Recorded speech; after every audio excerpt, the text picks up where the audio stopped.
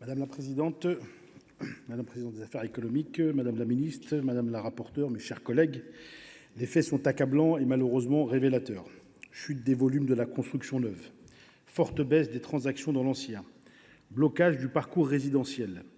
Ils sont révélateurs d'une crise économique et sociale du logement qui possède une dimension politique forte. Un sentiment de déclassement émerge chez nos concitoyens, faute de pouvoir accéder à la propriété comme les générations précédentes. Et alors que se développent parallèlement les résidences secondaires et les meublés de tourisme, notamment en zone tendue, cette situation est vécue comme une injustice d'autant plus grande qu'elle entrave des projets de vie, met à mal le pacte social et menace la solidarité et la cohésion nationale. Malgré vos efforts, madame la ministre, que je salue, les chiffres ne sont toujours pas bons. Si vous avez permis que soient redonnées des marges de manœuvre aux bailleurs sociaux grâce à la récente baisse de la réduction du loyer solidarité de 200 millions d'euros et du taux du livret A, les effets peinent encore à se faire ressentir. Le nombre des demandes du logement social a atteint un niveau record au cours du premier semestre de 2025 et s'élève désormais à 2,8 millions. Face à ce marasme, cette proposition de loi ne pourra constituer qu'une toute petite partie de la solution. Elle n'est qu'un levier d'action supplémentaire afin de mobiliser davantage de réservoirs fonciers en attendant la proposition de simplification du droit de l'urbanisme et du logement que nous examinerons ici même dans une dizaine de jours. Mais l'ampleur de la crise dans laquelle nous sommes englués nécessite que soit sollicité tout moyen permettant d'augmenter le stock disponible de logements. En ce sens, je me réjouis que la commission mixte paritaire ait conservé l'élargissement du champ des bâtiments susceptibles de bénéficier de la dérogation aux destinations prévues par le zonage du PLU.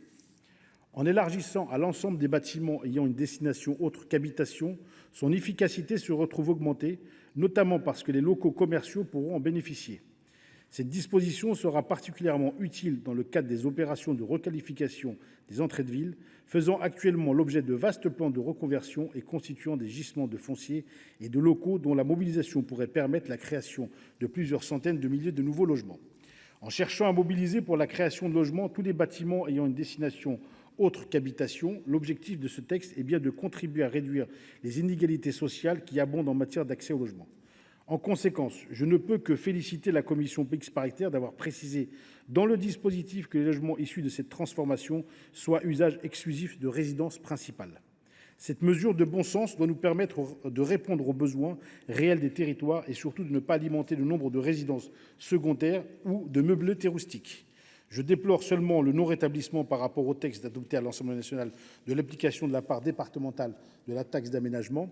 Elle n'avait pas un impact très important sur le coût de l'opération, donc sur son équilibre économique, alors qu'elle permettait aux départements de financer notamment les conseils d'architecture, d'urbanisme et d'environnement et les espaces naturels sensibles. Alors que les départements connaissent déjà des difficultés financières conséquentes et un manque d'ingénierie, cette suppression me paraît inopportune. Par conséquent, je ferai en sorte de revenir sur cette disposition lors de l'examen du budget pour 2026. Cette proposition de loi n'est certes pas la grande loi du logement que l'on attend depuis maintenant des années, mais c'est un texte utile qui contribuera à élargir la palette des outils à la disposition des collectivités territoriales pour accroître l'offre de logements. Si on ne veut que déplorer la fragmentation des textes, dénués d'une réelle vision stratégique, le contexte politique actuel ne peut excuser éternellement nos atermoiements en matière de politique du logement. La crise est là et s'aggrave de jour en jour. Elle touche tous les pans de la politique du logement, relance de la construction et de l'accession à la propriété, financement du logement social, traitement des copropriétés en difficulté, hébergement d'urgence, manque de logements aménagés pour les personnes en situation de handicap. Les problématiques sont nombreuses et nécessitent diverses solutions dont la pertinence ne relève que de l'exactitude du diagnostic établi et des symptômes identifiés. Le groupe, bien sûr, RDSE, bien sûr, votera cette loi pour ce qui concerne, je dirais, l'impact de la contribution concernant le retour, on va dire, à la transformation des bâtiments en logements.